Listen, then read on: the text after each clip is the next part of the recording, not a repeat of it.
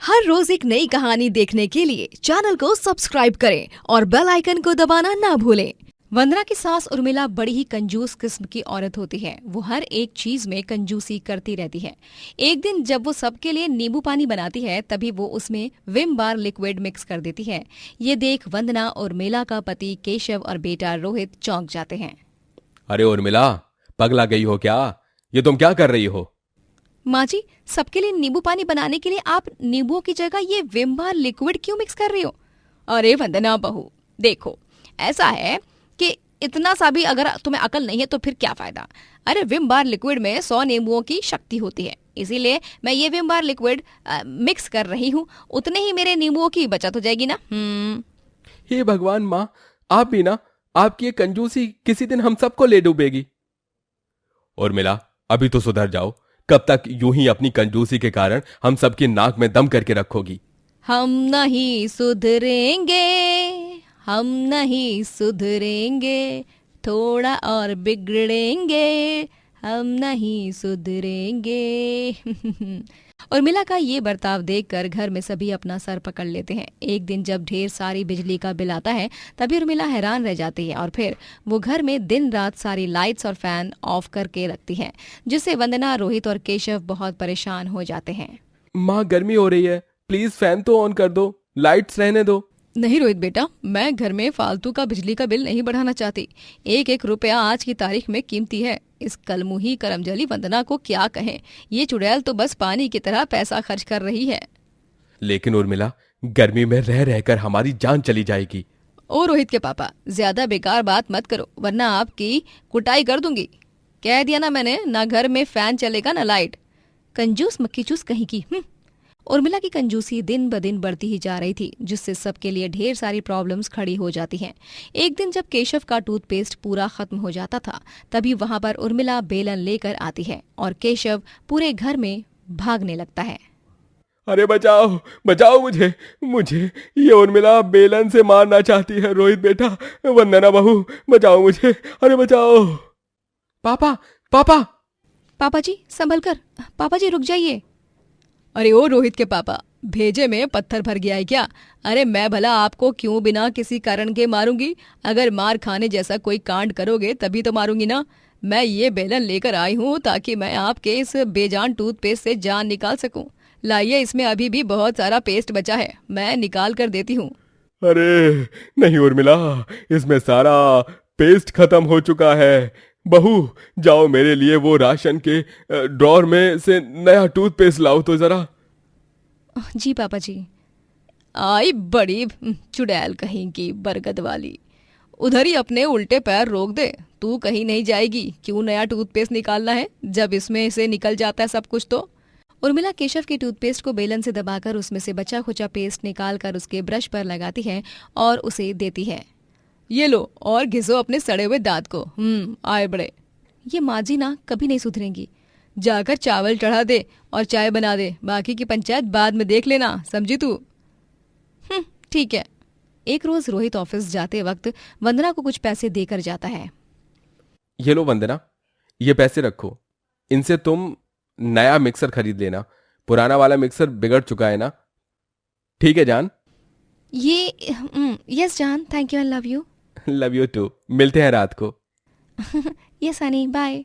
Bye sweetheart. जैसे ही रोहित घर के बाहर जाता है वैसे ही वंदना के सामने उर्मिला अपने हाथ में एक वजनदार सिलबट्टा लेकर आ जाती है और उसने उसे इस तरह उठाया होता है मानो वो उस सिलबट्टे से सीधे वंदना का सर फोड़ने वाली हो। वंदना के डर के मारे चीख ही निकल पड़ती है। बचाओ। अरे मेरी फट्टू बहू, डर क्यों रही है? माँ जी, आपकी हंसी छूट रही है। यहाँ मेरी जान निकल गई थी अभी। ये सिलबट्टा किसका सर फोड़ने के लिए लाया है आपने? तेरा। और किसका? माँ जी। अरे नहीं बाबा नहीं, डर मत। ये सिलबट्टा मैंने इसलिए लाया है ताकि तू मिक्सर ना लाए और इस पे से ही सब कुछ पीसे, इसीलिए ये पैसे तू मुझे दे दे। उर्मिला झट से वंदना के हाथ से वो पैसे छीन लेती है और अपने पर्स में रख लेती है। दोनों सास बहू में लड़ाई होने लगती है।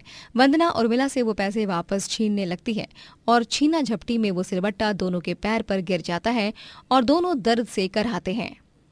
ओह माँ, मर गए। अरे मर गए। किसने कहा था छीना झपटी करने के लिए, जंगली बिल्लियों की तरह। अब बैठो रोते हुए, तोड़वा ली ना अपनी टांगे दोनों ने। दोनों सास बहू अब पैरों पर पट्टी बांधकर आराम करती हैं। कुछ दिनों बाद जब उर्मिला ठीक हो जाती है तब भी वो अपनी कंजूसी कायम रखती है और बेचारी वंदना का मिक्सर की जगह सिलबट्टे पर मसाला पीस पीस कर बुरा हाल हो गया था। उसके हाथों में छाले पड़ चुके थे जिस कारण उसे बहुत दर्द हो रहा था। हॉस्पिटल में डॉक्टर के पास ले जाने के बाद डॉक्टर उसके हाथों की मरहम पट्टी करते हैं। माँ बस बहुत हुआ आपका, आपको मैं चेतावनी दे रहा हूं, आपकी कंजूसी बंद कर दो, वरना ना चाहते हुए भी मुझे और वंदना को ये घर छोड़कर जाना पड़ेगा। लेकिन रोहित बेटा। अरे चुप रहो तुम उर्मिला, तुम्हारी वजह से ही वंदना बहू के हाथों में छाले आए हैं। इतना बड़ा सिलबट्टा तुम दोनों के पैर पर गिरा, उसके बाद भी तुमने मिक्सर लेने नहीं दिया। कितनी बुरी बनती जा रही हो तुम कंजूसी करते करते। उर्मिला को सभी उसकी कंजूसी के चलते खूब डांटते हैं, लेकिन वो उसके बाद भी नहीं सुधरती। किसी न किसी जरिए उसे रोजाना कंजूसी करनी तो थी। कंजूसी किए बिना तो उसके गले के नीचे खाना जाता नहीं था। इसीलिए वो राशन के पैसों को बचाकर आस पड़ोस की औरतों के पास जाकर चीनी, नमक, दाल और आटा मंगाने लगती है। अरे उर्मिला बहन, आप आज फिर आ गई मुंह उठाकर। आज क्या चाहिए? नीलिमा बहन, मुझे आज थोड़ी सी मूंग की दाल और थोड़ा आटा दे दो, और हाँ, थोड़ी सी चीनी और थोड़ा सा नमक भी दे दो, बस इतना ही। हाँ हाँ हाँ, ठीक है। ये लो, अब हमारा दिल जो है बहुत बड़ा है, इसीलिए हमारे घर के दरवाजे पर चाहे भिखारी आए या पड़ोसी, हम किसी को भी खाली हाथ नहीं जाने देते। बढ़िया आई। हाँ, नहीं तो डायन चुड़ैल। नीलिमा, तेरी तो ऐसी की तैसी। बोल ले जितना बोलना है, तुझे एक दिन जरूर सबक सिखाऊंगी, लेकिन अभी मुझे पैसों को बचाकर कंजूसी करना है, बहुत जरूरी है, वरना बहुत प्रॉब्लम हो जाएगी।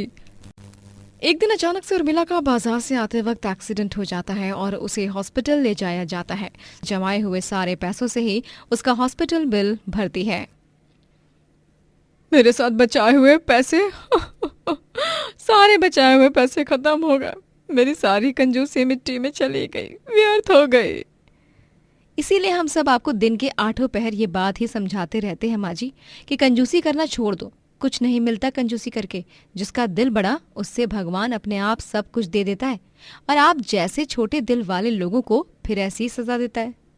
हाँ वंदना बहू, शायद तू सही कह रही है, मेरी ही गलती है। मैंने ही कंजूसी की हद पार कर दी और आज देखो मैं बर्बाद हो गई। आज मैं कान पकड़ती हूँ, आज के बाद मैं कभी भी कंजूसी नहीं करूँगी। और उस दिन के बाद उर्मिला ने कंजूसी करना छोड़ दिया और फिर वो दिल खोलकर सारे खर्चे करती और सीमित रूप से बचत करती, और पूरा परिवार हंसी खुशी साथ रहने लगता है। गोपाल नगर में रहने वाला संतोष एक गरीब ढाबे वाला होता है। उसका गांव में एक छोटा सा ढाबा होता है।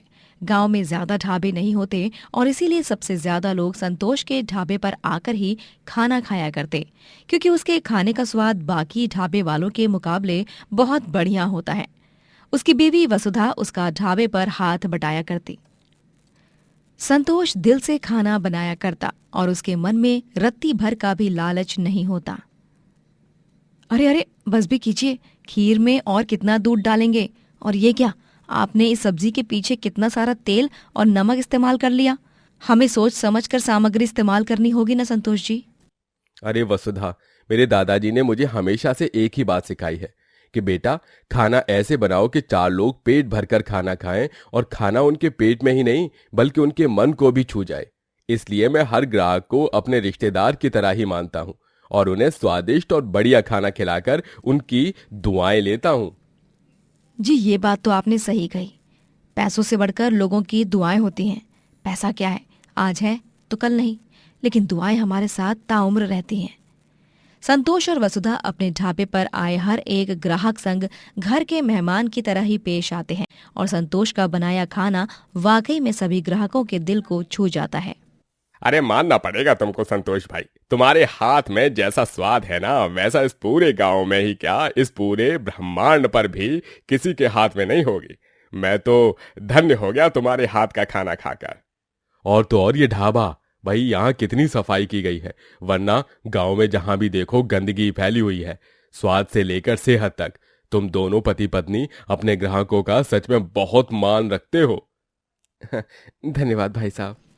एक दिन रोज की तरह संतोष और वसुधा दोनों ढाबे पर खाना बनाकर बेच रहे होते हैं कि तभी वहां पर सरपंच बलदेव सिंह की गाड़ी आ जाती है और सभी चौंक जाते हैं। अरे अरे देखो तो, सरपंच साहब की गाड़ी आ गई। सरपंच साहब आए हैं। अब भाई संतोष, तुम्हारा ढाबा तो इतना फेमस हो गया है कि अब तुम्हारे ढाबे के खाने का स्वाद चखने खुद सरपंच साहब भी आए हैं, देखो। संतोष और वसुधा सरपंच बलदेव सिंह को देखकर बहुत खुश होते हैं, लेकिन बलदेव के चेहरे पर गुस्सा होता है। वसुधा, वसुधा देखो, आज मेरे ढाबे पर स्वयं गांव के सरपंच साहब आए हैं। आइए आइए सरपंच साहब, ये ढाबा आपका ही है। उसकी कोई जरूरत नहीं है, मैं तुझे यहाँ कुछ बताने आया हूँ। वो क्या है कि जिस जगह तेरा ढाबा है वो जगह मेरी बीवी को बहुत पसंद है। यहाँ से पहाड़ों का और दूर दूर तक का नजारा बहुत ही सुंदर लगता है। इसलिए मैं अपना बंगला यहाँ बनवाना चाहता हूँ, जिसके लिए तुम्हें अपने ये ढाबे को खाली करना होगा। क्या? ये आप क्या कह रहे हैं सरपंच साहब? इस ढाबे को मैंने पाई पाई जोड़कर बनाया है। ये ढाबा तो मेरा खुद का है, मेरे और मेरी बीवी का नाम का है। सरपंच साहब, ऐसा मत कीजिए। मैं और मेरे पति हम दोनों ढाबे के जरिए ही अपना और अपने बूढ़े माता पिता का पेट पालते हैं। वो सब मुझे नहीं पता, मैंने कह दिया सो कह दिया।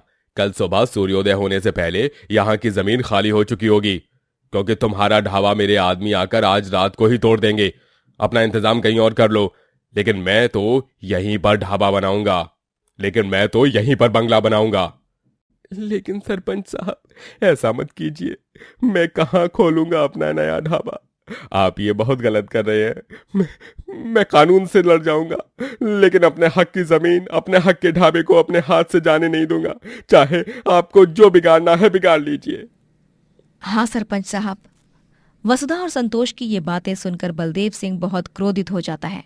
तेरी ये जुर्रत, तूने मुझे बदतमीजी की। अभी तो तू मुझे इस गांव में तो क्या, आसपास के किसी भी गांव में ढाबा खोल कर दिखाना, मैं तेरे ढाबे को एक दिन में चकनाचूर कर दूंगा।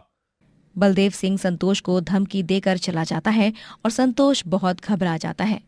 अगली सुबह तक बेचारे संतोष का ढाबा बुरी तरह तोड़ दिया जाता है। अपने खून पसीने की मेहनत से कमाए गए पैसों से बनाए ढाबे को यूं बर्बाद हुआ देख संतोष का दिल टूट जाता है। संतोष और वसुधा दोनों अब बहुत चिंताग्रस्त हो जाते हैं और वो यहाँ से वहाँ नए काम की तलाश में निकल पड़ते हैं। तभी जंगल में उन्हें एक छोटा सा लड़का दिखाई देता है, जिस पर एक शेर वार करने वाला होता है। आ! बेटा! संतोष भागकर उस लड़के को बचा लेता है और वसुधा जल्दी से एक लकड़ी को जलाती है और वो उस लकड़ी को शेर के सामने फेंकती है। जलती हुई लकड़ी को देखकर शेर डर जाता है और वहां से भाग जाता है। बेटा, अब ठीक तो है ना? हाँ बेटा। हाँ काकी काका, मैं ठीक हूँ, धन्यवाद। वो लड़का वहां से चला जाता है और तभी वसुधा जमीन के भीतर बने एक गांव से दूसरे गांव जाने का रास्ता देखती है और उसके मन में एक ख्याल आता है। संतोष जी, क्यों ना हम एक भूमिगत ढाबा खोलें? भूमिगत ढाबा? हाँ संतोष जी, जमीन के भीतर बना हुआ एक भूमिगत ढाबा। गांव के जमीन पर सरपंच साहब ने ढाबा खोलने से मना किया है, लेकिन एक भूमिगत ढाबा, उसके ऊपर तो उनका कोई हक नहीं हो सकता ना? हाँ वसुधा, तुम बिल्कुल सही कह रही हो, हम भूमिगत ढाबा ही बनाएंगे। संतोष और वसुधा दोनों जमीन के भीतर रास्ता बनाकर भूमिगत ढाबा खोलते हैं और उनके भूमिगत ढाबा में ढेरों ग्राहक आने लगते हैं। अरे वाह भाई वाह, ये ढाबा तो एकदम कमाल का है, सच में। अरे जिस तरह से इस भूमिगत ढाबे को तुमने बनाया है वो वाकई में काबिल तारीफ है। अरे खाना और यहाँ की वाइब दोनों ही मस्त और जबरदस्त है। थोड़े दिनों बाद ये भूमिगत ढाबा पक्का नंबर 1 हो जाएगा। और वैसा ही होता है। कुछ ही दिनों बाद संतोष का भूमिगत ढाबा पूरे गांव में प्रसिद्ध हो जाता है और जब ये बात बलदेव सिंह को पता चलती है तभी वो बहुत गुस्सा हो जाता है। अखबार में छपी संतोष की तस्वीर देखकर वो अपने आदमियों से कहता है, इस संतोष के भूमिगत ढाबे को तहस नहस कर दो। उसे क्या लगा कि वो मेरी बात ना मानकर अब भूमिगत में ढाबा खोलेगा, लेकिन मैं उस गांव का सरपंच हूं और मैं जो चाहूंगा वही होगा। ठीक है सरपंच साहब। तभी वहां पर मोनू आ जाता है। मोनू वही लड़का होता है जिसे संतोष और वसुधा ने शेर से बचाया था। रुक रुक जाइए पापा। संतोष काका के भूमिगत ढाबे को कुछ मत कीजिए पापा, वो बहुत अच्छे हैं। उस दिन उन्होंने और उनकी बीवी ने ही तो मेरी जान बचाई थी शेर के हमले से। क्या? ये तू क्या कह रहा है मोनू बेटा? हाँ पापा। संतोष ने ही उसके बेटे की जान बचाई थी। ये जानकर सरपंच बलदेव सिंह को अपने किए पर बहुत पछतावा होता है और वो तुरंत संतोष के भूमिगत ढाबे में जाकर उससे हाथ जोड़कर माफी मांगता है। मुझे माफ कर दो संतोष, मैंने तुम्हारे साथ गलत किया। मुझे वैसा नहीं करना चाहिए था। मुझे नहीं पता था कि तुमने मेरे बेटे की जान बचाई। मैं जानता हूँ तुम्हें पता था कि वो मेरा ही बेटा है। गांव में हर कोई मोनू को जानता है और ये पता होने के बावजूद भी तुमने उसकी जान बचाई। धन्यवाद, तुम्हारा लाख लाख धन्यवाद। सरपंच साहब, यूं हाथ जोड़कर मुझे शर्मिंदा मत कीजिए। संतोष, ये लो, ये 1 लाख की धनराशि है। ये मेरी तरफ से तुम्हारे लिए। ऐसे मानो जैसे तुम्हारे बड़े भाई ने ही ये तुम्हें दिया है। लेकिन सरपंच साहब। संतोष, तुम्हें ये अपनाना ही होगा। बलदेव अंत में संतोष से माफी मांगता है और संतोष बलदेव की दी गई धनराशि स्वीकारता है और उसका भूमिगत ढाबा पूरे गांव में ही नहीं बल्कि पूरे देश में मशहूर हो जाता है। दोस्तों, अगर आपको ये कहानी पसंद आई तो लाइक करें, शेयर करें और कमेंट करके बताएं कि कहानी में आपको सबसे अच्छा क्या लगा।